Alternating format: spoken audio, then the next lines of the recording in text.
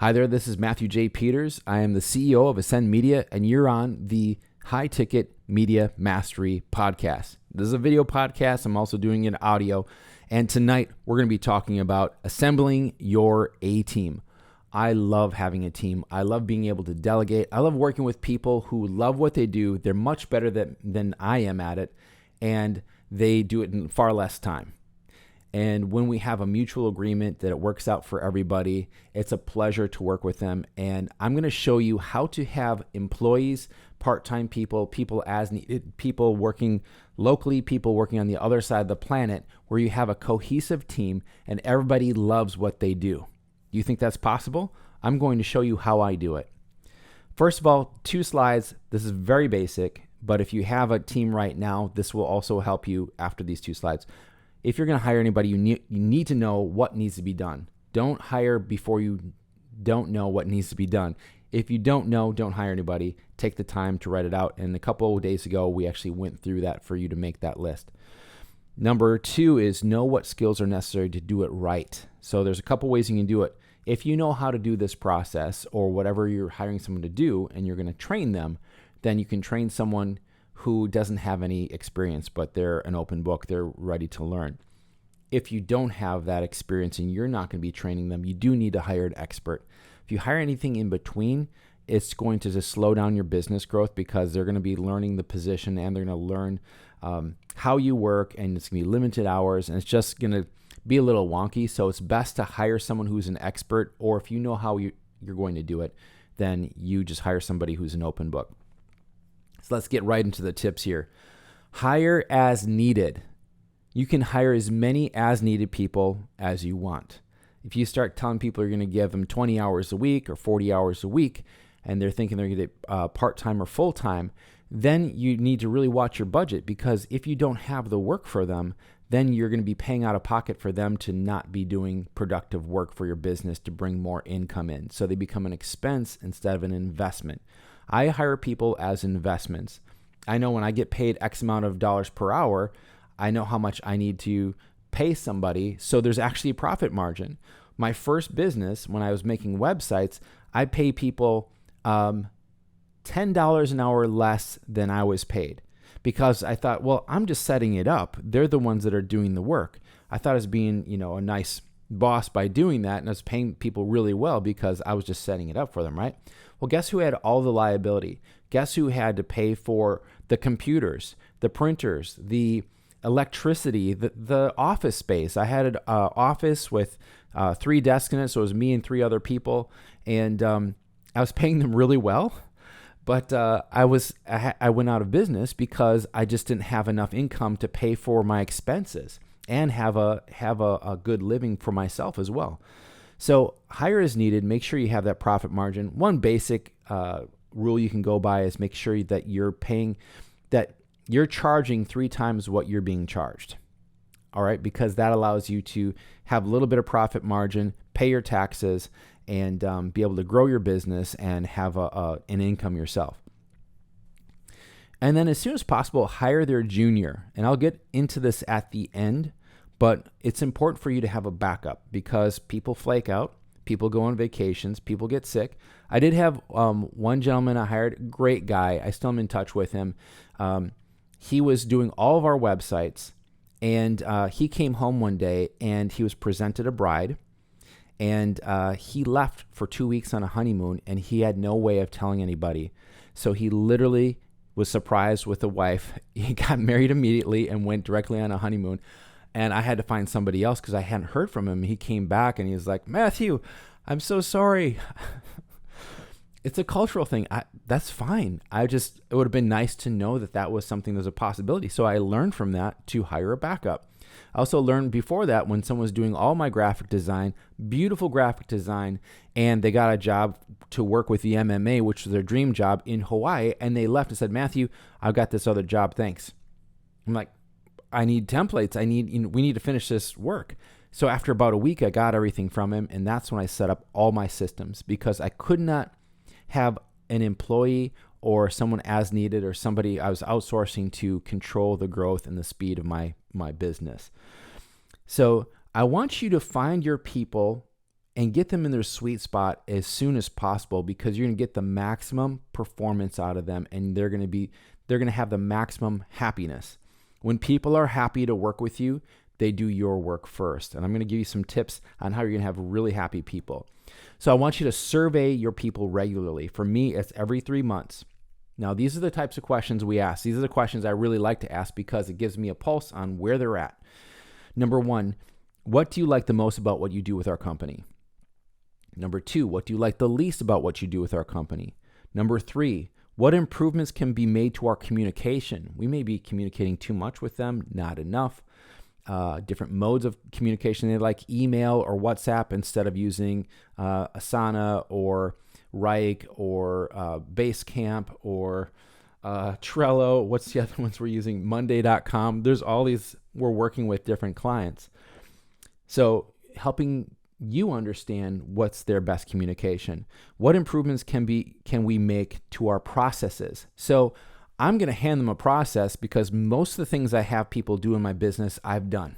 I've worn all the hats, and I say, okay, here's how I do it. Boom, put it out there. And this is just a good lesson that I learned from Chick Mormon when he was talking about teaching your children. He said, here's one way to do it, or here's how I do it. And when you present it to your employee or your staff, anybody who's going to be on your team, even if it's a part-time or somebody you're outsourcing to, and you say, here's how I do it, feel free to improve upon it. You're not the expert. You're hiring someone who is supposed to be better than you at that. Let them do it their way. If they see a way to cut out steps or something you're doing that's redundant or doesn't need to be done at all. I was like cutting out people out of the graphics so I could separate them from the background, and someone just said, why don't you just click on subject? It just cuts them out. Saves a lot of time when you talk to an expert, actually. What else do you do that could benefit our company or our clients? You may have people you've hired, and they could benefit you in ways you didn't know because you never asked. Or they could benefit your clients, and now you could offer another product or program or service. Number 6, what is your current availability?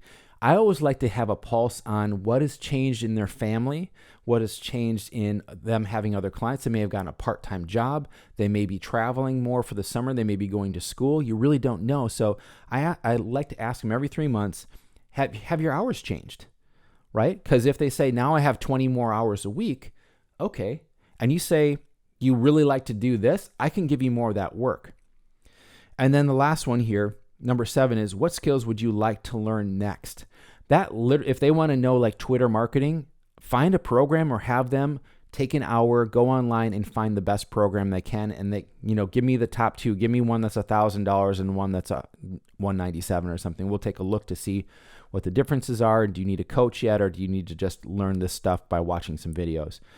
Because when they learn a skill that they're already interested in and they're going to be doing it for your company, that's going to help you become more marketable, and it's going to help you if they can tie it into what it is they do and you pay for it.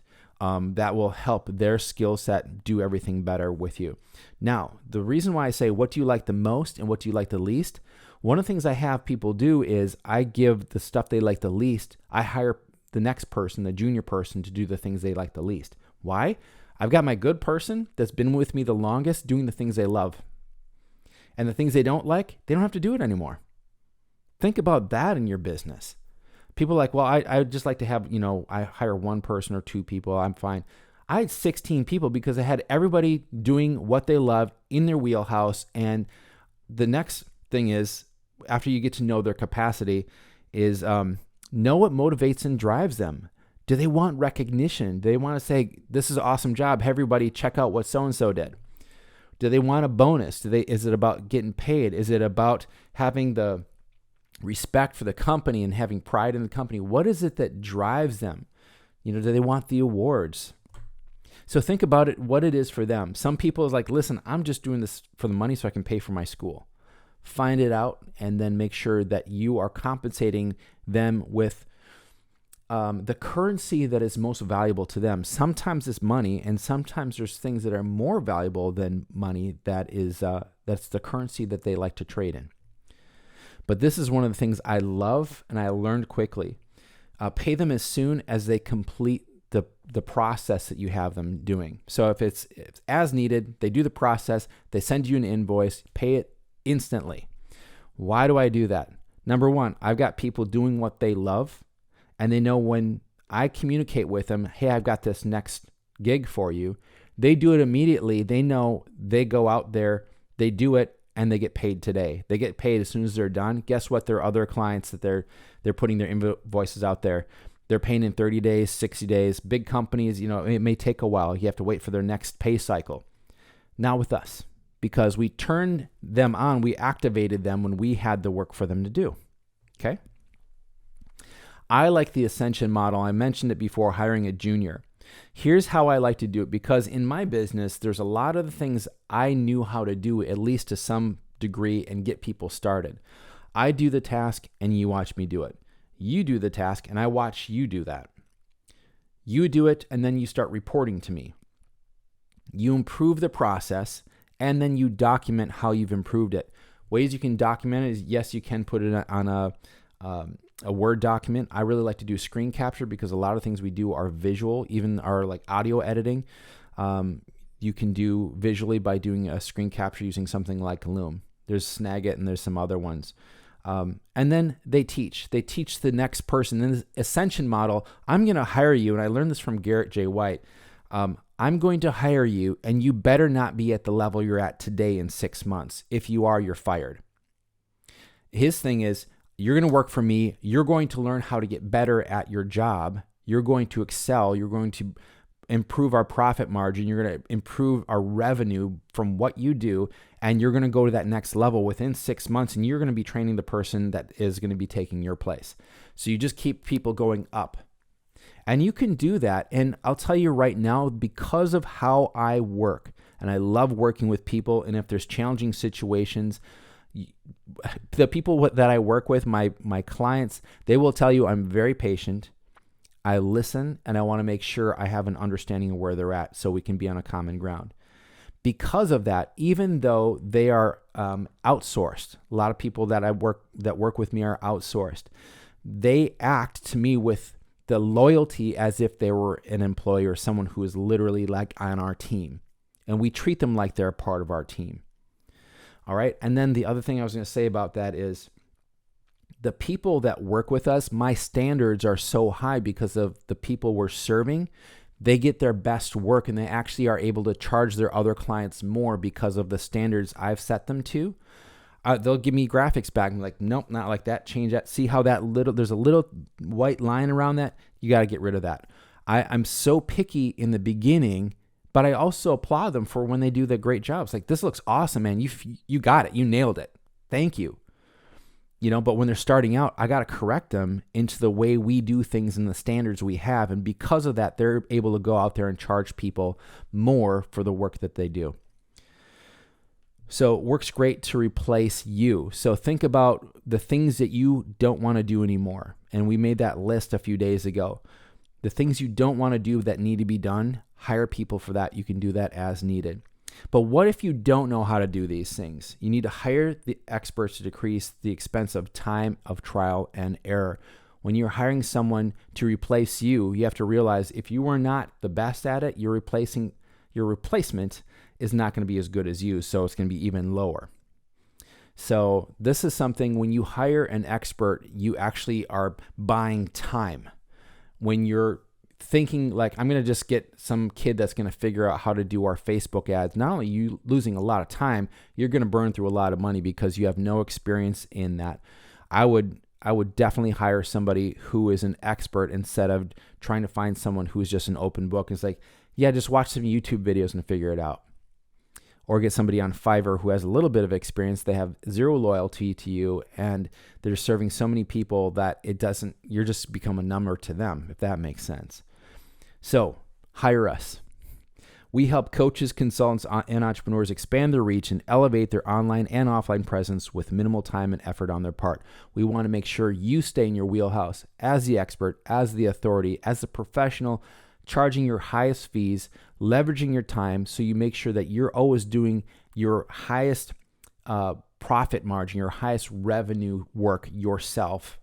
For me, it is doing sales calls, going to networking events, doing my company communication, and doing directing and coaching. Those are the things I need to be focusing on, leading the company and making sure the message is right and everybody knows their job for now. And then I'll hire, a second unit director. Then I'll hire someone to manage the day-to-day, to do the operations. So as you grow, you're having the right people in the right seats on the bus.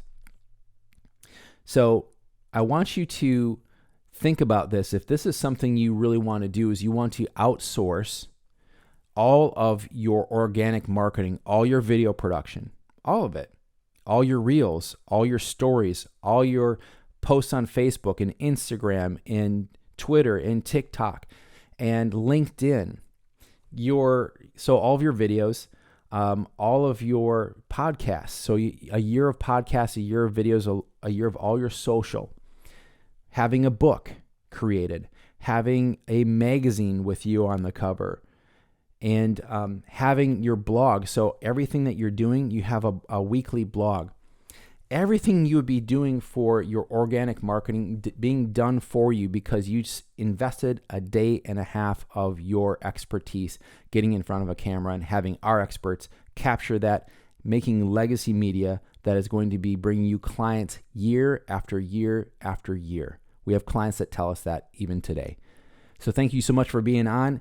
If you want to give me a call and see if this is right for you at this point in your business, reach out to me at ascendmedia.com/call. Again, that's ASYND media.com/call. Thanks so much for being on. We'll see you tomorrow. Bye-bye.